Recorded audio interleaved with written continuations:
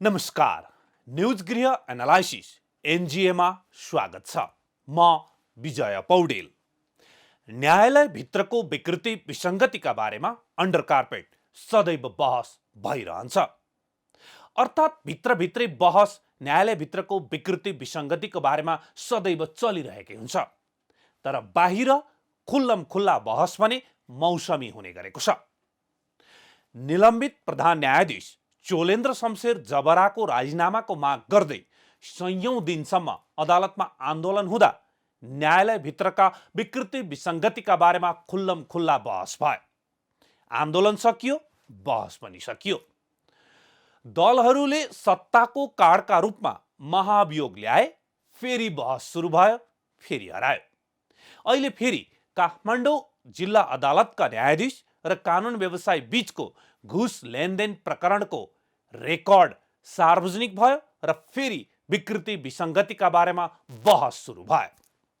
अब फेरि यो पनि बिस्तारै सेलाउनेतर्फ लागेको छ। आजको एनजिएमा हामी यसै विषयमा एनालाइसिस गर्दैछौँ। कार्यक्रमको सुरुवात गरौँ आजको समाचार हाइलाइट्सबाट।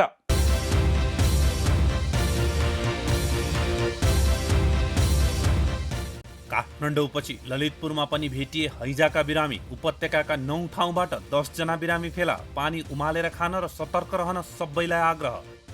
हैजाको जोखिम बढेको भन्दै ललितपुर महानगरपालिकामा ठेलामा पानीपुरी चटपटे फलफुल बेच्न रोक।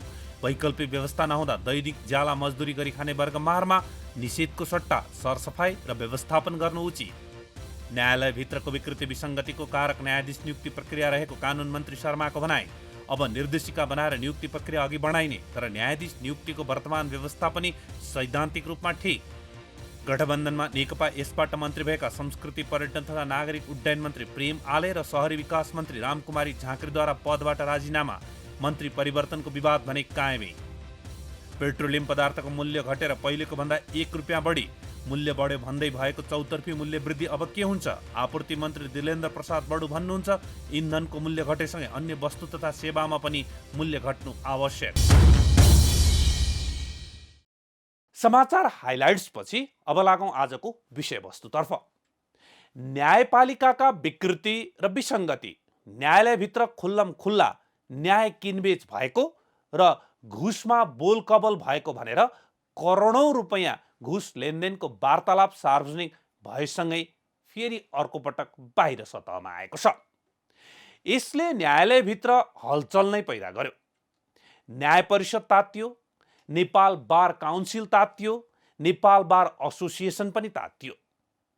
अन्ततः छानबिन समिति गठन भएपछि यो बहस सेलाउँदै गएको छ। छानबिन समिति गठन गर्नु एउटा कानुनी प्रक्रिया होला, तर तत्काल एक्सनमा आउन त्यही वार्तालाप नै काफी छ। के कारबाही हुन्छ त वार्तालापमा सुनिएका न्यायाधीश र कानुन व्यवसायीलाई?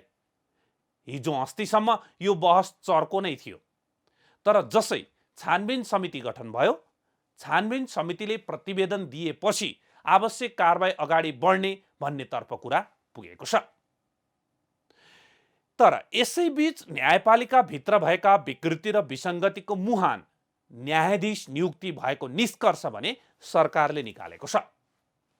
न्यायाधीश नियुक्ति गर्दा योग्यता, क्षमता, निष्पक्षता तथा नियुक्त गरिएको व्यक्तिले गर्दै आएको कार्य सम्पादनलाई नहेरी आफ्नो मान्छे नियुक्त गर्नाले न्यायपालिकामा समस्या भइरहेको नेपाल सरकारको ठहर छ।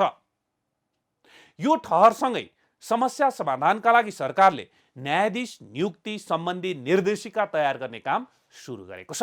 राष्ट्रिय सभा बैठकमा आइतबार कानुन, न्याय तथा संसदीय मामिला मन्त्री गोविन्द प्रसाद शर्माले न्यायाधीश नियुक्ति निर्देशिकाको मस्यौदामा छलफल भइरहेको बताउनुभयो।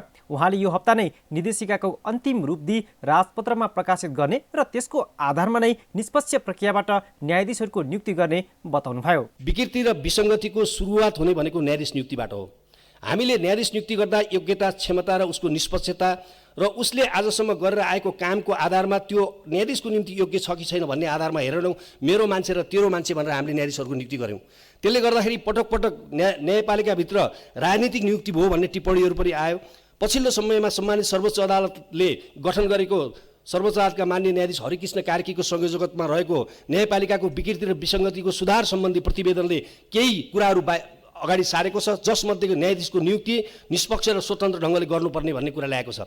त्यसैले कानुन न्याय परिषदले अहिले एउटा न्यायाधीश नियुक्ति सम्बन्धी निर्देशिका तयार गरेको छ। निर्देशिकाको मस्यौदामा छलफल भइरहेको छ र यो हप्ता नै त्यो निर्देशिकाको अन्तिम भएर हामी त्यसलाई चाहिँ के छ भन्दाखेरि राजपत्रमा प्रकाशित गरेर त्यसकै आधारमा एउटा निष्पक्ष प्रक्रियाबाट को नियुक्ति हुँदैछन् भन्ने कुरा आम सार्वजनिक सूचना प्रकाशित गरेर ती व्यक्तिको बारेमा पब्लिक अडिट गरेर न्यायाधीशहरूको नियुक्ति गरिनेछ। केही दिन अघि मात्रै कानुन व्यवसायी र एक व्यक्तिको बीचको वार्तालापको अडियो सार्वजनिक भएको बारे सत्य तथ्य बुझ्न न्याय परिषदका सदस्य रामप्रसाद श्रेष्ठको संयोजकत्वमा अनुसन्धान टोली गठन भएको भन्दै कानुन मन्त्री शर्माले 45 दिनभित्रमा प्रतिवेदन प्राप्त हुनसाथ प्रकरणमा संलग्न सबैलाई कारवाही प्रक्रिया थाल्ने बताउनुभयो। न्यायपालिकामा भइरहेका व्यथिति र विसङ्गति विरुद्धमा परेका उजुरीहरूलाई हामीले फर्स्याउने क्रम र केही कारबाहीहरू अगाडि बढाएको बेहोरा पनि म यहाँ निवेदन गर्न चाहन्छु।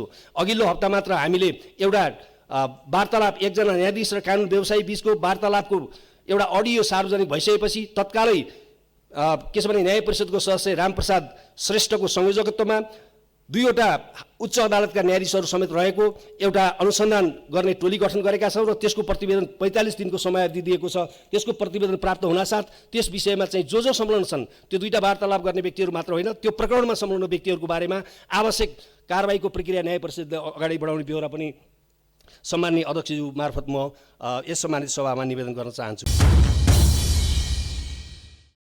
न्यायपालिकाका विकृति र विसङ्गति प्रक्रियागत हिसाबले वा संविधान र कानुनमा भएका व्यवस्थाका आधारमा न्यायाधीश नियुक्तिका अहिलेका व्यवस्था कहाँ नराम्रो छन् र? न्याय परिषद ऐन 2073 को दफा 5 मा न्यायाधीश नियुक्तिका लागि सिफारिसका आधार तोकिएका छन्। न्याय परिषदले संविधानको अधीनमा रही समानुपातिक समावेशी सिद्धान्त बमोजिम न्यायाधीशको पदमा नियुक्तिको लागि सिफारिस गर्ने आधारहरू के हुन् भने क संविधान र कानुन बमोजिम न्यायाधीशमा नियुक्त हुन योग्यता पुगेको, ख वरिष्ठता, अनुभव, विषयवस्तुको ज्ञान, कार्यकुशलता, इमान्दारी, निष्पक्षता, पेशागत तथा नैतिक आचरण, सार्वजनिक जीवनमा आर्जन गरेको ख्याति, न्याय र कानुनको क्षेत्रमा गरेको योगदानका समेतका दृष्टिकोणबाट उपयुक्त भएको, ग न्याय परिषदले न्यायाधीशमा नियुक्त हुन योग्यता पुगेका नेपाली नागरिकहरूको नामसहित तयार पारेको अभिलेखमा नाम भएको, घ जिल्ला न्यायाधीशको हकमा न्याय सेवा आयोगले सिफारिस गरेको। न्यायाधीशको पदमा बहाल रहेर काम गरिरहेको वा न्याय सेवाको अधिकृत भई काम गरिरहेको व्यक्तिलाई सर्वोच्च अदालत वा उच्च अदालतको न्यायाधीशको पदमा सिफारिस गर्दा थप विचार पुर्याउनु पर्ने कुराहरू, क सर्वोच्च अदालत वा उच्च अदालतले आवधिक वा आकस्मिक निरीक्षण गरी पेश गरेको मूल्याङ्कन प्रतिवेदनमा नियुक्तको सिफारिस गर्न खोजेको व्यक्तिको सम्बन्धमा उल्लेख भएका कुराहरू, ख सम्बन्धित व्यक्तिको ज्येष्ठता, योग्यता र कार्य सम्पादन मूल्याङ्कन, ग वार्षिक फैसला गरेको मुद्दाको अनुपात र माथिल्लो अदालतमा अन्तिम निर्णय हुँदा सदर वा आंशिक वा पुरै बदर भएको विवरण, व्यावसायिक निरन्तरता तथा न्याय र कानुनको क्षेत्रमा गरेको योगदानको मूल्याङ्कन र अघिल्लो सेवा सम्बन्धी कुनै विवरण भए सो समेतलाई विचार गर्नुपर्ने। न्यायाधीश नियुक्तिको आधारमा न्याय परिषद ऐन 2073 को दफा 3 बमोजिम अभिलेखमा नाम समावेश भएको व्यक्ति भनिएको छ। तर परिषदले यस्तो अभिलेख तयार पारेको र त्यसबाट नाम छानिएको भने कहिल्यै सुन्न पाइएको छैन। न्याय परिषद यस्ता अभिलेख तयार पार्ने भन्दा पनि न्याय परिषदका सदस्यहरूको खल्तीबाट निस्किएका नामहरूको व्यवस्थापन गर्ने काममा नै बढी व्यस्त हुने गरेको छ। अभिलेख तयार गर्ने भन्दै दफा 3 मा के भनिएको छ भने न्याय परिषदले न्यायाधीशमा नियुक्त हुन योग्यता पुगेका नागरिकहरूको अभिलेख तयार गरी राख्नुपर्नेछ। यसका लागि न्याय परिषदले सर्वोच्च अदालत, न्याय सेवा आयोग, कानुन, न्याय तथा संसदीय मामिला मन्त्रालय, महान्यायाधिवक्ताको कार्यालय, नेपाल कानुन व्यवसायी परिषद लगायतका अन्य उपयुक्त संस्था समेतबाट व्यक्तिको विवरण माग गर्न सक्नेछ। न्याय परिषदले सार्वजनिक सूचना प्रकाशन गरी न्यायाधीशमा नियुक्त हुन योग्यता पुगेका व्यक्तिको विवरण सङ्कलन गर्नेछ। वर्तमान न्याय परिषद ऐनमै यति व्यवस्थित र राम्रा व्यवस्था गरिएका छन्। न्यायाधीश नियुक्तिमा तर किन कार्यान्वयन हुन सकेन र अहिले सरकारले न्यायपालिका भित्र भएका विकृति र विसङ्गतिको मुहान न्यायाधीश नियुक्ति भएको निष्कर्ष निकालेको छ। किन सरकारका मन्त्री न्यायाधीश नियुक्ति गर्दा योग्यता, क्षमता, निष्पक्षता तथा नियुक्त गरिएको व्यक्तिले गर्दै आएको कार्य सम्पादनलाई नहेरी आफ्नो मान्छे नियुक्त गर्नाले न्यायपालिकामा समस्या भइरहेको बताइरहनु भएको छ त? यसको जवाफमा मन्त्री कोइराला अब न्यायाधीश नियुक्ति सम्बन्धी निर्देशिका तयार पारेर सोही बमोजिम न्यायाधीश नियुक्ति गर्ने बताइरहनु भएको छ।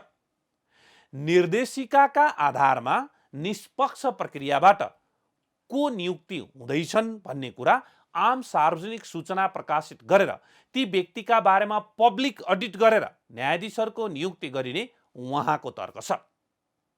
कुरा सुन्दा त यो पनि राम्रो नै छ। अहिले नै न्याय परिषद ऐनमा भएको व्यवस्था पनि नराम्रो भने चाहिँ छैन है। पहिलो कुरा त न्यायाधीशमा नियुक्त हुन योग्यहरूको अभिलेख तयार गर्ने भन्ने दफा 3 को व्यवस्थालाई त्यही ऐनको उपदफाले धोतिलाइदिएको अर्थात् काम नलाग्ने बनाइदिएको छ। उपदफा 2 मा के भनिएको छ भने दफा 3 बमोजिमको अभिलेखमा नाम समावेश नभएको कारणले मात्र त्यस्तो व्यक्तिलाई न्यायाधीशको पदमा नियुक्त गर्न बाधा पर्ने छैन।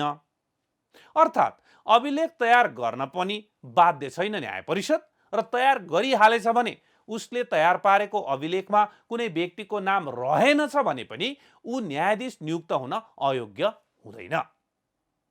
विधायिकाले यो व्यवस्था अभिलेखमा नाम नपर्दैमा कुनै योग्य व्यक्ति बाहिर नछुटोस् भनेर पनि गरेको होला।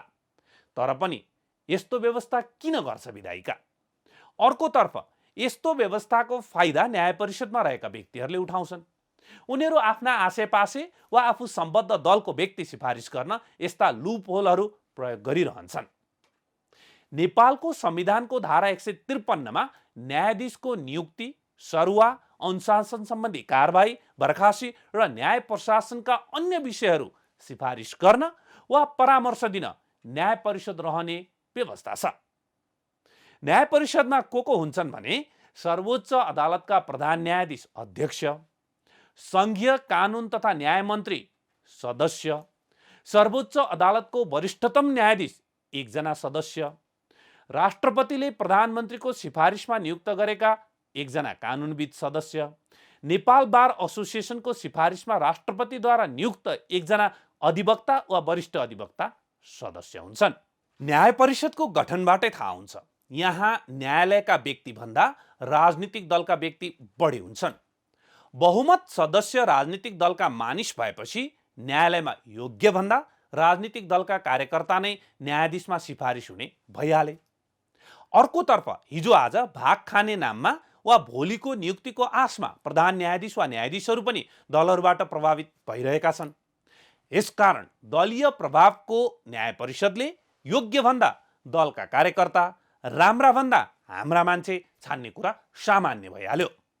एकातर्फ वर्तमान न्याय परिषदको गठनमा समस्या छ भने अर्कोतर्फ वर्तमान न्याय परिषद ऐनलाई न्याय परिषदका सदस्यहरूले इमान्दारिता र निष्पक्षतापूर्वक पालना गर्ने हो भने त्यहीबाट पनि योग्य न्यायाधीशहरू नियुक्त हुन सक्छन्। तर पद्धतिभन्दा व्यक्ति हावी हुने हाम्रा संस्थाहरूमा जतिसुकै राम्रा व्यवस्था भए पनि त्यसलाई चलाउने व्यक्ति ठिक नभएसम्म परिणाम राम्रो निस्कनेवाला छैन। दलहरू आफूहरू नसच्चिने, पाएसम्म सबै क्षेत्रलाई दलीयकरण गर्ने, पाएसम्म आफ्ना कार्यकर्ता वा आफ्ना हनुमान मात्र सबै क्षेत्रमा नियुक्त गर्न खोज्ने अनि परिणाम राम्रो खोज्ने यो असम्भव छ। यसकारण अहिले कानुन मन्त्रीले प्रस्ताव गरे जस्तो न्यायाधीश नियुक्ति सम्बन्धी निर्देशिका र सोही बमोजिम न्यायाधीश नियुक्त गर्ने कुरा सुन्दा त एकदमै राम्रो छ। तर व्यवहारमा उहाँ अथवा उहाँको दलले कसरी कार्यान्वयन गर्छ यो मुख्य सवाल हो। के उहाँको दल वा गठबन्धन दल अब हामी हाम्रा कार्यकर्ता न्यायालयमा पठाउँदैनौँ, योग्य व्यक्ति छान्न न्याय परिषदमा हस्तक्षेप नगरी सहयोग गर्छौँ भन्न सक्छन्? के निर्देशिकाका आधारमा निष्पक्ष प्रक्रियाबाट को नियुक्ति हुँदैछन् भन्ने कुरा आम सार्वजनिक सूचना प्रकाशित गरेर ती व्यक्तिका बारेमा पब्लिक अडिट गरी न्यायाधीशहरूको नियुक्ति गरिने भन्ने कानुन मन्त्रीको कुरा साँच्चै कार्यान्वयन हुन्छ? अहिले पनि सर्वोच्चका न्यायाधीश नियुक्तिमा संसदीय सुनवाईको व्यवस्था छ, त्यो कस्तो छ भन्नु पर्दैन होला। वर्तमान कानुन मन्त्री नै पनि सर्वोच्च अदालतमा संसद विघटन सम्बन्धी मुद्दामा वर्तमान गठबन्धनको तर्फबाट बहस गरेर अदालतले संसद पुनर्स्थापना गरिदिएपछि वकिलको शुल्क फी स्वरूप मन्त्री पद लिएर सरकारमा हुनुहुन्छ। के यो नै ठिक थियो? के उहाँ राम्रो मान्छे, योग्य मान्छे हो, त्यसकारण सरकारमा 6 महिनाका लागि मन्त्री हुनुहुन्छ भन्न सकिन्छ? कि उहाँ बहसको फी बापत मन्त्री पदमा हुनुहुन्छ भन्नुपर्छ? यहाँ उहाँको योग्यता क्षमतामा प्रश्न उठाउन खोजिएको होइन, पटक्कै यसलाई त्यसरी नबुझियोस्। तर मन्त्री पदमा जान जुन बाटो रोज्नुभयो त्यो कस्तो हो भन्ने प्रश्न चाहिँ गरेकै हो। यसकारण संविधान कानुनमा भएका व्यवस्थाहरू गलत छन् भने त्यसलाई ठिक गर्नुपर्छ, तर संविधान र कानुनमा भएका व्यवस्थाहरू 100% पालना पनि हुनुपर्छ। पालना आफै नगर्ने अनि समस्याको समाधान नयाँ नयाँ व्यवस्था र प्रावधानमा छ भनेर खोज्दै हिँड्नु जनता झुक्क्याउने खेल मात्र हो। न्यायाधीश नियुक्तिको निर्देशिका बनाऊ, यसमा कुनै समस्या छैन। तर वर्तमान न्याय परिषद ऐनमा तोकिएको न्यायाधीश नियुक्तिका आधारमा पनि घोत्ल्यौँ, यसमा समस्या भएर होइन, यसलाई प्रयोग गर्ने चलाउनेहरूमा समस्या भएर हो। अहिले न्यायालय बिग्रिएको। न्यायालयमा कार्यपालिका वा दलहरूले धेरै भाग खोज्दा खोज्दै न्यायपालिकाले पनि हालै कार्यपालिकामा भाग खोज्दा चर्किएको काण्ड हामी सबैलाई थाहा छ। यसकारण व्यक्ति नै ठिक हुनुपर्छ पहिला। न्यायालयभित्रको विकृति विसङ्गति नियन्त्रणमा गम्भीर देखिएको सरकार त्यसकै एउटा कडी प्रधान न्यायाधीश चोलेन्द्र शमशेर जबरा विरुद्धको महाअभियोग टुङ्गोमा पुर्याउन भने किन चाहँदैन? संसदले गठन गरेको प्रधान न्यायाधीश विरुद्धको महाअभियोग छानबिन समितिको म्याद नै सकिन लागिसक्यो। समितिको यही असार 22 गते भित्रमा छानबिनको सम्पूर्ण काम सकिसक्नु पर्नेछ समितिले, जबकि आज असार 12 गते भइसक्दा पनि समितिले न पूर्णता पाएको छ न छलफल सुरु गर्नेसम्मको काम भएको छ। किन यस्तो भइरहेछ भन्दा राजनीतिक दलहरू प्रधान न्यायाधीशको अविश्वास प्रस्तावमाथि राजनीति गरिरहेका छन्। यसमा अलि बढी जिम्मेवार सत्तारूढ गठबन्धन छ। या त अविश्वासको प्रस्ताव ल्याउनै हुँदैन थियो कि ल्याएपछि टुङ्गोमा पुर्याउनु पर्यो। अनुसन्धान सुरु गरेको 3 महिनाभित्रै के गर्नुपर्छ भन्दाखेरि उहाँलाई पनि उहाँले भन्ने आफ्नो कुराहरू पनि भन्नुहुन्छ, उहाँले आफ्नो स्पष्टीकरण दिनुहुन्छ। उहाँलाई अभियोग, उहाँले जुन आरोप लगाइएको छ सो बमोजिमको काम गर्नुभएको छ भने उहाँलाई महाभियोग प्रतिनिधि सभाका सांसद सदस्यहरूले उहाँहरूलाई महाभियोग लाएर हटाउन पनि सक्नुहोला। यदि उहाँलाई लगाइएको आरोपहरू पुष्टि भएन भनेदेखि महाभियोग नलाग्ने भनेर प्रतिवेदन पनि आउन सक्ला। तर के हो भन्दाखेरि अहिलेको हाम्रो अवस्था चाहिँ तदर्थवादमा, हाम्रो अहिलेको संसदीय कारबाही चाहिँ के देखिएको छ भन्दाखेरि तदर्थवादमा, तपाईँले अघि भन्नुभयो जस्तो तदर्थवादमा लाने र अहिलेको प्रधान न्यायाधीशको कार्यकाल सिद्ध्याउने हो कि जस्तो देखिएको छ। र यसले के गर्न सक्छ भन्दाखेरि भविष्यमा सभामुख र केही सभासद 25% सभासदहरू मिले भनेदेखि जोसुकै संवैधानिक निकायका प्रमुख वा त्यहाँका सदस्यहरूको विरुद्ध महाभियोग लगाएर त्यतिकै अड्कार राखिदिने र व्यक्तिको समग्र रूपमा चाहिँ राज्यको समग्र प्रणालीलाई नै के गर्न सक्छ भन्दाखेरि यसले प्यारालाइज गर्ने सम्भावना चाहिँ प्रबल देखिन्छ। संविधान र कानुनमा प्रष्ट व्यवस्था छ, तर यो वैधानिक प्रक्रिया कहिलेसम्म पूरा गरिसक्नु पर्ने हो? के अनन्तकालसम्म झुलाइरहन पाइन्छ? महाभियोग ऐनको दफा 6 ले के भन्छ भन्दाखेरि त्यो चाहिँ 3 महिनाभित्रमा त्यो छानबिन सुरु गरेको जाँच समितिले 3 महिनाभित्रमा चाहिँ आफ्नो सम्पूर्ण कार्यविधि सम्पन्न गर्नुपर्छ र त्यो सम्पन्न गरेको यदि समय पुगेन, छानबिन गर्दा जाँचबुझ गर्दाखेरिको अवस्थामा चाहिँ समय पुगेन भनेदेखि थप 1 महिना छानबिन गर्न सक्ने, थप 1 महिना सभामुखले म्याद थप्न गर्न सक्ने भन्ने व्यवस्था छ। र अहिलेको अवस्थामा हेर्दाखेरि 78 साल 11-22 मा जाँचबुझ समिति गठन गरिसकेको अवस्था छ र त्यो चाहिँ के हुनुपर्छ भन्दाखेरि जेठ 22 सम्ममा सम्पूर्ण काम सक्नुपर्छ र यदि नसकेको अवस्थामा पनि 1 महिना म्यादै थप्ने हो भने पनि 69 साल असार 22 गते भित्रमा के गर्नुपर्छ भन्दाखेरि सम्पूर्ण जाँचबुझ गरेर र प्रतिवेदन के गर्नुपर्छ भन्दाखेरि संसदमा पेश गर्नुपर्ने व्यवस्था गरेको छ हाम्रो कानुनले। अब यहाँ नेपालमा हाम्रो कानुन ऐन परिधि भन्दा पनि सबै निर्णयकर्ताहरूलाई चाहिँ के लाग्छ भन्दाखेरि कानुन भनेको आफू बाहेक सबैले पालना गर्नुपर्छ भन्ने उहाँहरूको मनस्थिति छ। त्यसै कारणले चाहिँ उहाँहरू के गर्नु, अहिलेको गतिविधि हेर्दाखेरि उहाँहरू कानुन पालना गर्ने भन्दा पनि आफ्नो राजनैतिक अभिष्टहरू पुरा गर्ने वा दोषीलाई चाहिँ दण्ड गरेर तुरुन्त विदा गर्नुपर्ने ठाउँमा चाहिँ उहाँहरू त्यत्तिकै बस्नुभएको हो कि जस्तो देखिन्छ। यसकारण के भन्न सकिन्छ भने न्यायपालिका भित्रका विकृति विसङ्गति सबै भन्ने कुरा मात्रै हुन्। आफ्नो स्वार्थ कहाँ छ त्यहाँ मात्र हेर्छन् दलहरू। न्यायालयलाई दलीयकरण गर्दै लैजाने पनि दलहरू, अनि न्यायालयभित्र विकृति विसङ्गति भयो भन्ने पनि दलहरू, अनि न्यायालयभित्रको विकृति विसङ्गतिको कारक न्यायाधीश नियुक्ति प्रक्रिया हो भन्ने पनि दलहरू, त्यही प्रक्रियाबाट आफ्ना कार्यकर्ता पठाइरहने पनि दलहरू नै। समग्रमा न्यायालयभित्रको विकृति विसङ्गतिको जरो बाहिरबाट सत्ता सञ्चालकहरू हुन् भने भित्रबाट कानुन व्यवसायी र न्यायाधीशहरू नै हुन्। बिचौलिया पनि हुन्, तर उनीहरू स्वार्थीसम्मको गोटीका रूपमा चल्छन्। आफ्नो मुद्दा हार्नै हुँदैन भन्ने मानसिकता राख्ने वरिष्ठ वकिलहरू, मुद्दामा केही झरिहाल्छ कि भनेर आशा राख्ने न्यायाधीशहरू भएपछि यो क्रम चलिरहन्छ। अहिलेको अडियो रेकर्ड र घुस प्रकरण पनि यस्तै क्रमको एउटा कडी मात्र बन्छ वा फरक परिणाम आउँछ त्यो त हेर्न बाँकी नै छ। मात्र के भन्न सकिन्छ भने विगतको नजिरलाई आधार मान्ने हो भने यो पटक पनि फासफुस हुने सम्भावना धेरै छ। किनकि सुरुमा न्यायाधीश र वकिलको वार्तालाप पक्ष विपक्षको विषय भए पनि अहिले समग्र न्यायालयको विषय भएको छ र न्यायालय जोगाउनुपर्छ भन्दै पक्ष विपक्ष दुवै अर्थात् कानुन व्यवसायी र न्यायाधीशहरू पनि लागिसकेका छन्। हेरौँ 45 दिनपछि छानबिन समितिको प्रतिवेदन आयो भने के हुँदो रहेछ परिणाम।